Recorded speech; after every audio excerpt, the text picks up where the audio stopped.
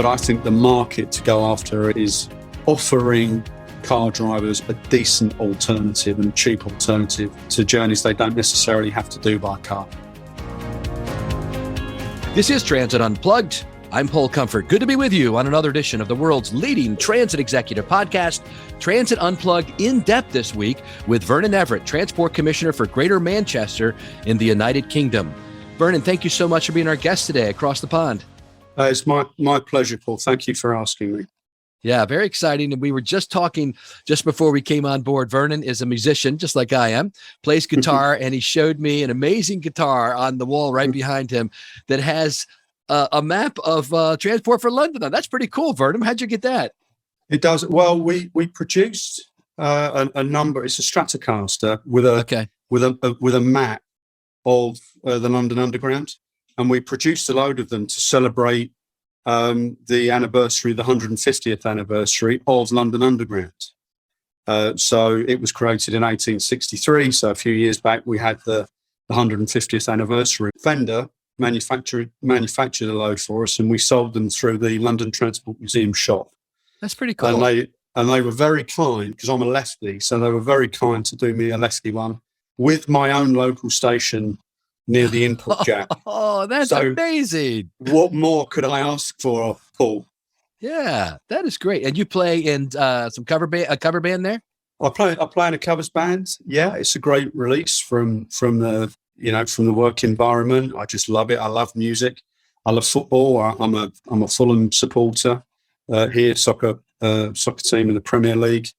I love music, love the camaraderie of the band, and learning how to play with each other and when to step back and when to step forward, and all those sorts of things actually that translate into professional life as well in some respects. So tell me a little about yourself. I mean, we've already kind of dived right in here, but so you're right now the Transport Commissioner of Greater Manchester, and you've just announced, I mean, timing is everything, right? We were going to do this recording a week or so ago, and then the unfortunate passing of the Queen occurred, and so we postponed it. But for our purposes, it probably worked out better because you made a bunch of announcements, which I'll ask you to tell us about in just a minute. But first off, let's set the stage. Tell me a little bit about the United Kingdom, what you all just went through, the passing of the Queen, and you and I were just talking about that in the green room. I think that's something that's very interesting to our listeners around the world. Yeah, I mean, the royal family mean just so much to us, and Queen Elizabeth II, the longest reigning monarch in British history, 70 years of public service, and she was an absolute role model for us all in terms of servant leadership. And it was just a moment when it was a somber occasion to commemorate a very long life and one just full of service, but also want to celebrate that, and really to celebrate it because she was wonderful. And the baton has now been passed to King Charles III, who I know has an appreciation of public transport and everything that goes behind it, and all the logistics that go behind making public transport work in urban and other environments. And of course, we have the Elizabeth line in London, named after Her Majesty, which has recently opened. So there's Prince Charles, as he was, and now King Charles III, was very, very interested in. He visited the London Transport Museum on a number of occasions, and used to just arrive and meet train drivers at depots and things like that. He has a genuine interest. I'm excited to hear you say that the new king is very interested in public transport and a supporter of that. I've heard that in the past, so that's good news. Let's talk about that a little bit. I mean, you spent a lot of your career in London at Transport for London. Tell us about what you did there, your role. Of course, at the time of our recording this, it's just been announced that Andy Byford, who I was actually going to meet with next week while I was in London, and Andy Lord, who was going to be a guest on the show, both of them had to cancel. Thank you for filling in, although this wasn't meant as a fill-in, but you're kind of standing in for the United Kingdom on our show this week. But both of them, because Andy Byford is retiring or leaving TfL, and Andy Lord, the COO, is going to step in as acting commissioner. But you were there for quite a while, you told me, and we're comrades with those guys. Yeah, I joined Transport for London in 2007. I started work in 1980. I left school when I was 16. I went straight into the banking industry. Actually, I worked for the central bank here for nearly 20 years, and then the financial services regulator, the equivalent of the SEC, where you are. So I had sort of a 28-year career before I moved into transport in 2007. But you look like you're 40, so you must have started when you were really young. No, well, it's all the makeup. So I switched to transport in 2007, and I'm so grateful that I did. I've learned so much in the 15 years that I was there. It was a privilege to work there. The people of Transport for London are absolutely wonderful. They are passionate about delivering. I think it's the same for all of us, Paul, isn't it, across the world? What we do in transport is so visible to us. Yes. In many jobs, stuff passes your desk and you're a cog in a very big machine. In our industry, whether you're working at the front line driving a vehicle, or in a station, in a control room, in the finance department, whatever it is, you can see where all your effort goes to, and that there's a real passion there. And I think that provides a kinship actually across the globe, doesn't it? Yes. Between all of us that are working in this industry. But TfL has a long history, as I mentioned. The London Underground first opened in 1863, and it's a wonderful institution. And I was the managing director for customers communication and technology. At the end, I did variations on that theme throughout my career. I ran the Underground in an interim capacity before Andy Lord joined. I did all of the travel demand management for the London 2012 Olympic Games, and I led on. I hope that I led on making the organisation more customer focused, because it is sometimes easy to get absorbed by the bits of metal that we carry people around in, and actually just reminding ourselves that transport is an enabler of so much else, of economic growth, of creating jobs and housing and social inclusion. And I think all of that means that you get a real sense of purpose when you work for an institution like TfL. And now in Greater Manchester, it's the same thing, actually. So, so I had 15 wonderful years there. I learned loads. I worked for Sir Peter Hendy. Oh, I love Peter, yeah. So one of the best and shrewdest people I've ever worked for. Yes, he's been on our show before, and I've been on a panel with him a long time ago, and he's what a treasure. Yeah. Well, that's precisely what he is, actually. Yeah. He sort of leads. He leads for us all in this country in the area of transport. And the great and the good will pick the phone up to Peter and ask him what he thinks. So it's been a privilege working for people like that, and I've seen all the different mayors. I worked for Mayor Livingston, Boris Johnson when he was Mayor of London, and latterly Sadiq Khan. And now in Greater Manchester, I've got the great privilege of working for Andy Vernon, who's someone else who's got a really strong and clear vision for public transport and active travel. So it's been great. I wouldn't change it. That's great. Yeah. Well, let's talk about that then. As you mentioned, Andy Burnham. I mean, he's really. You guys are.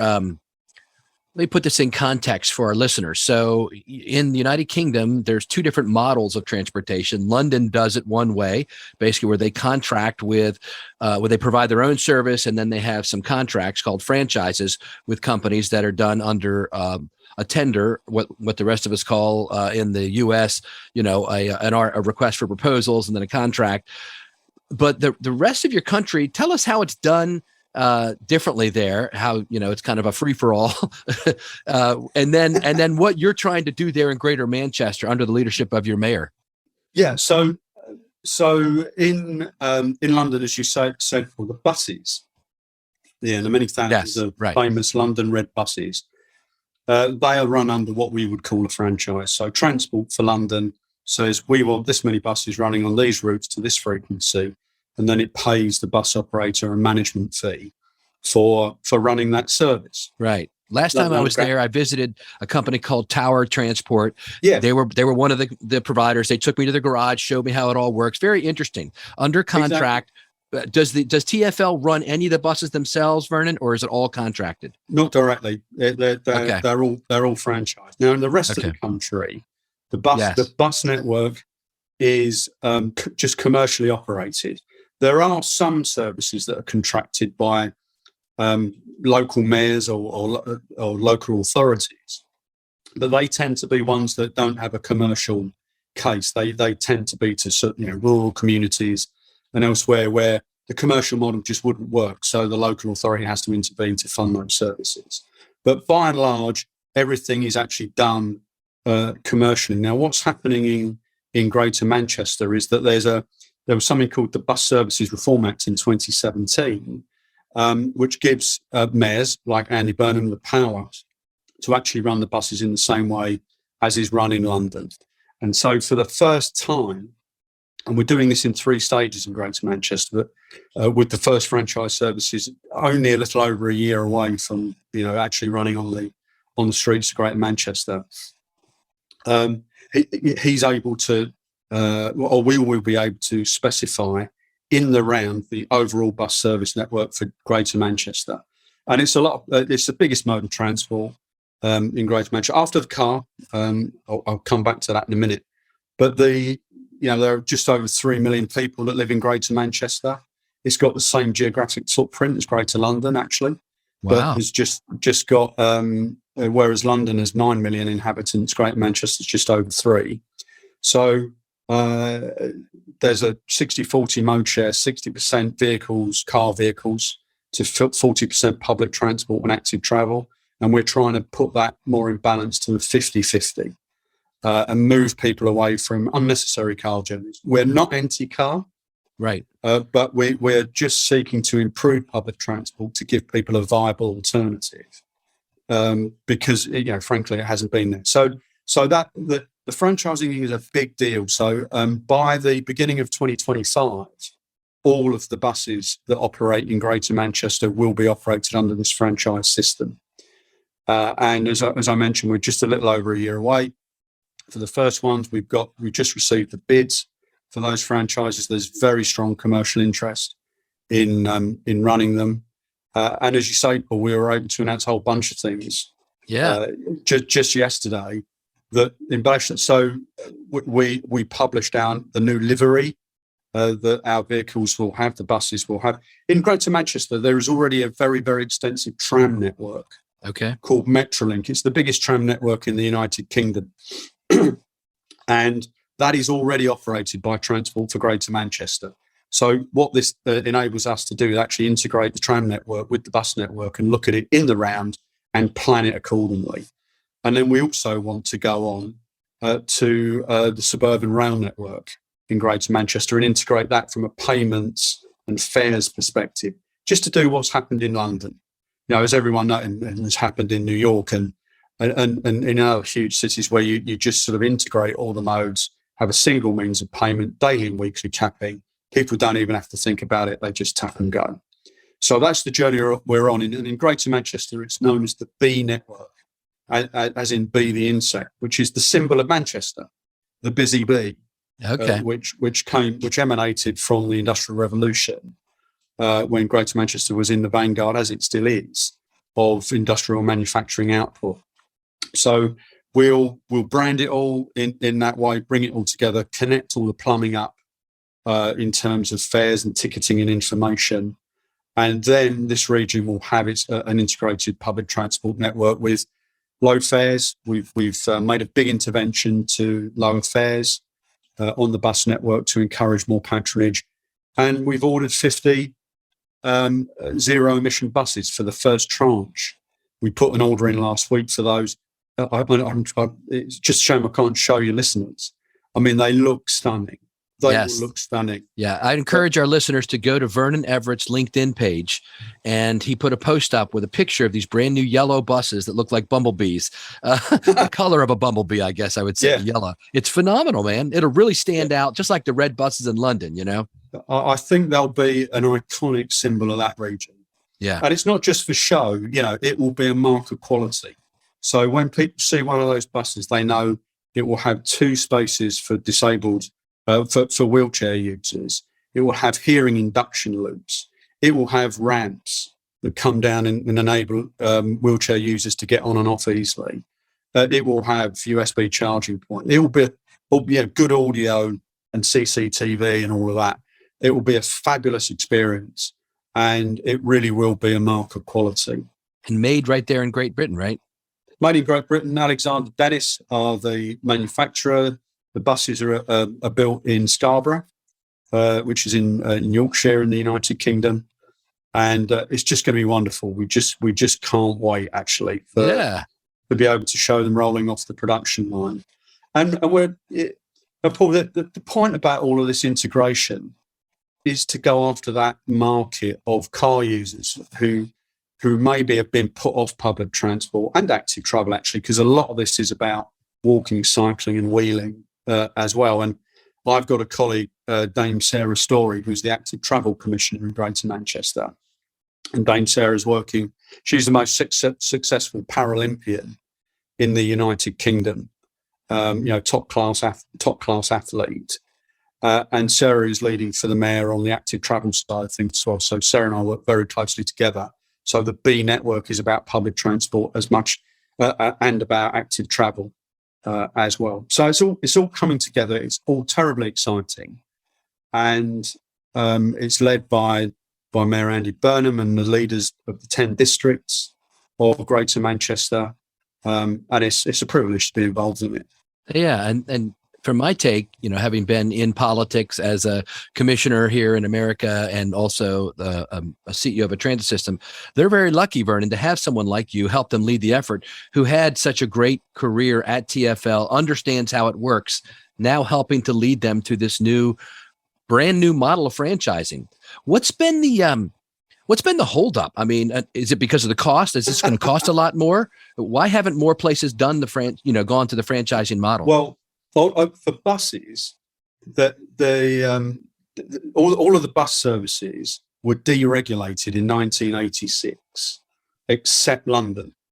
Okay. So London has always had this sort of model.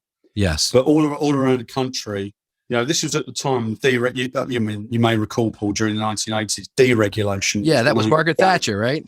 I mean, Mrs. Thatcher and, big bang in the financial services industry here, where all the financial markets were deregulated, and suddenly we had Salomon Brothers setting up in London, and you had all of that. So this was a product of that deregulation. It was. Okay.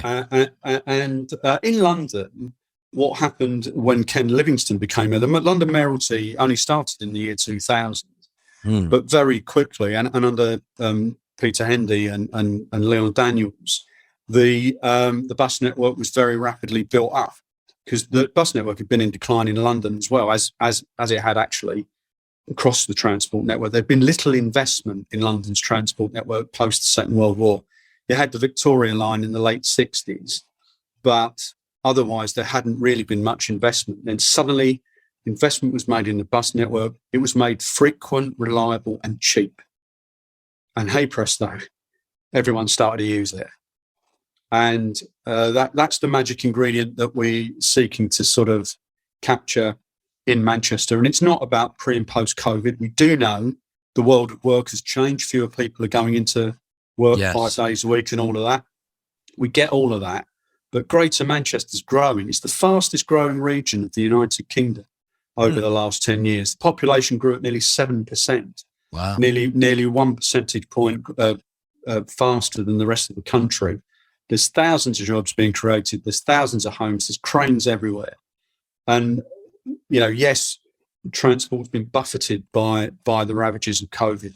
But I think the market to go after is offering car drivers a decent alternative and a cheap alternative to journeys they don't necessarily have to do by car. And again, I must stress, I'm not anti-car. Yeah, right. I understand. Sometimes only a car will do. It's got heavy shopping and all the rest of it. But and it's got all sorts of green. Those buses I mentioned, zero emission. We will have a third of the bus fleet in Greater Manchester will be zero emission in just a few years' time. It's amazing.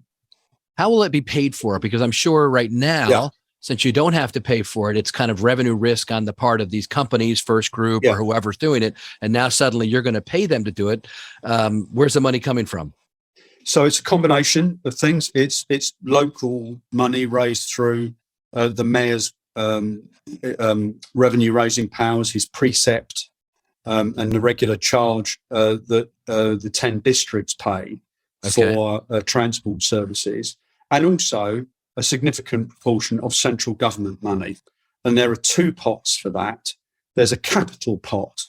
So Greater Manchester has 1.2 billion, which is a billion from government, 200 million raised locally, of capital funding, which is buying these buses and which is funding the transition to the franchise system.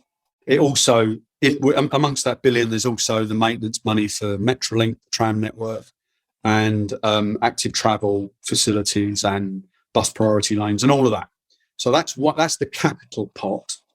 And then there's a revenue pot for buses that's been provided for by government called the Bus Service Improvement Plan pot. And we've used that to reduce the fares. Yeah, I saw that recently. That's pretty cool. The video of you and the mayor riding the bus, and he's showing the little card and say, you don't have to pay more than, what is it, £2 or something like that? It's £2 for an adult single journey. Yeah.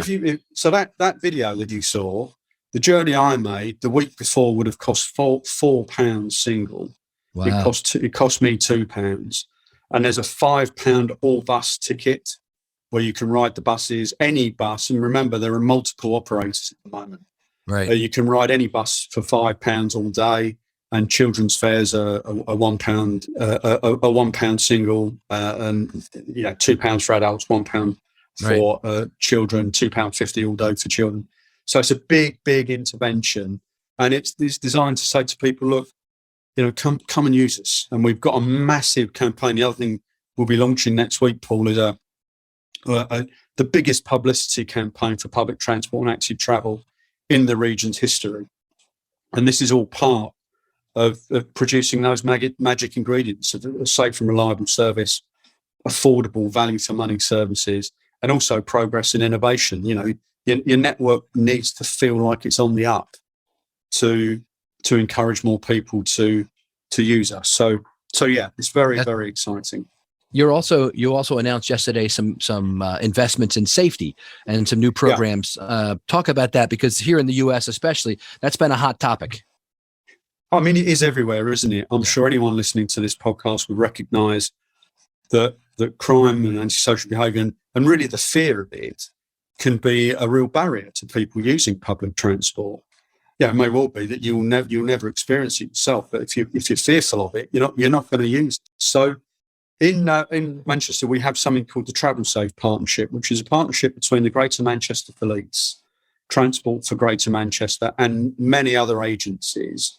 And they patrol the network and provide a physical presence on top of people that check for revenue, ticket inspection and all that sort of stuff.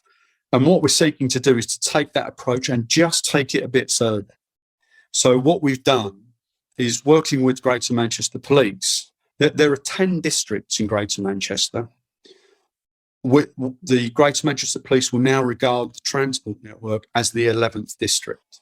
And they do special exercises in the 10 geographic districts, boroughs, where they literally flood the borough for a day or two with literally hundreds of officers who are there to provide visible reassurance, to help vulnerable people, because many times we do find people on the network that need help, and also to combat any crime and antisocial behaviour.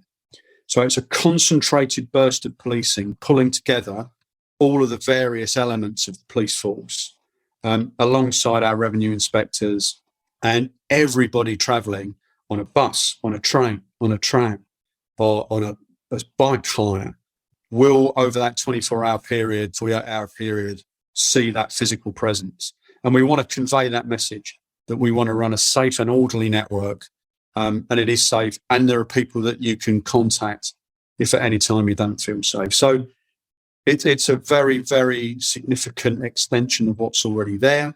And I think it's just a new way of thinking for us in terms of ensuring people's safety. We did a bit of this on London Underground, where we had a spate of terrible incidents, including attacks on our own staff. And, quite frankly, enough was enough. We just needed to hire more people to give that visible reassurance. And as I say, the overwhelming majority of the people that use our transport networks are law-abiding people who just want to go about their day. But this is about dealing with the small minority who don't do that and to provide assurance to the overwhelming majority. In your role there, Vernon, as Commissioner of Transportation for the Greater Manchester, tell us a little bit about the structure of how the government works and your role. Do you work for the mayor? Are you part of the government? Or are you separate as an independent? How does all that work? Yeah, I occupy this weird space. No, serious point. I work for the mayor. Okay. So I'm appointed by the mayor and the 10 districts. So I'm employed by the Greater Manchester Combined Authority, which is the mayor plus the 10 districts. Gotcha. The mayor is the portfolio holder for transport for the region. So this is why he's he's naturally interested because does every mayor have that, or is this something particular with him? Okay. No. In London, of course, the mayor's the chairman of Transport for London. Right. I mean, constitutionally, that's written in.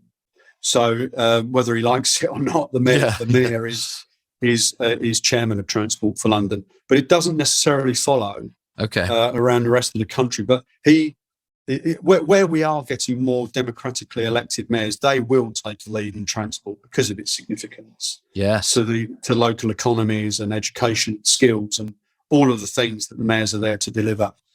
So, but he's got a very particular interest in transport. He worked in London for years. He was an MP. He was a very senior minister in the Labour government.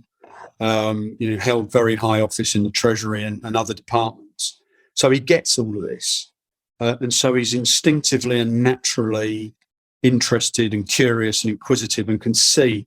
And he's driving. So Transport for Greater Manchester is run by a wonderful public servant called Eamon Boylan, who's also chief executive, of the whole combined authority. So he puts together the whole authority plus Transport for Greater Manchester, and he's the chief exec. So I work really closely with Eamon and his team. So I'm advising the mayor, but I'm working with Eamon to drive forward the whole agenda. You just need to balance up where you spend your time and resources and help you give. But I'm able to go around and help, lots of people in Transport Greater Manchester because, I have seen a fair bit in London. Do you think, as you guys are the first ones, right, outside of London to do this, now I just heard that Liverpool may be expressing some interest. Is this going to be a trend, do you think? I think so. Yeah. Because what it does, it puts the local region in control of its planning. Look, the commercial model has not been all bad, and competition, and I would say this: I regard the transport operators in Greater Manchester as partners. This is a partnership. We can't succeed without them, and vice versa. But more than that, it is about a partnership and pride. You talk to any of the bus companies, bus drivers, they're incredibly proud of what they're doing for the region. And we just want to tap into that so that we're all in this together, including the train operating companies as well, which we don't control directly, but we work really closely with them because they're such an intrinsic part of the public transport network. So we're bringing all of that together. And in your Apple, there are other people looking at the franchising model. You mentioned the Liverpool City region. Other regions of the UK are, and in Wales, I'm on the board of Transport for Wales, and Welsh government is looking at franchising nationally the bus services in Wales as well. So I think the people that plan stuff can see that when you bring all of this together and look at it in the round, of course, observing local needs, because all buses are very local, aren't they? It just enables you to plan your public transport system much more effectively. Now, on the money and the revenue risk and all the rest of it, you have to take that, but that's part of you'd rather be in control of your own destiny, wouldn't you? And it's up to us to drive revenue. So we need to make the system attractive to get more people to use it, to drive the revenue up, and then we'll reinvest that money in even more improvements in public transport. Well, thank you for sharing with us today, Vernon, the kind of how this is all going to work. It's very exciting. And I can't think of a better guy they have in charge to help make this all happen. Somebody who had great experience where it's done well in London. And we hope that you'll let us know how it goes in a year from now when you pull the pull the plug on or put the plug in, whatever the analogy is, and make it run. Yeah. Yeah, I'd love to come back and do that, Paul. And thanks very much for the chance to talk to you today. Cheers to you, my friend. Thank you for listening to this week's episode of Transit Unplugged in depth with our special guest, Vernon Everitt, Transit Commissioner of Transport for Greater Manchester. Next week on Transit Unplugged News and Views, we have Charles Lattuca, CEO of GoTriangle in North Carolina, talking about his region's public transit activities. Don't forget, this Friday, another episode of Transit Unplugged TV drops, this time coming to you from the mile-high city of Denver. Now, if you want to make sure you don't ever miss an episode of Transit Unplugged or Transit Unplugged TV, don't forget to subscribe to our newsletter at transitunplugged.com. If you have a question, comment, or would like to be a guest on Transit Unplugged, feel free to email us at info@transitunplugged.com. So until next week, ride safe and ride happy.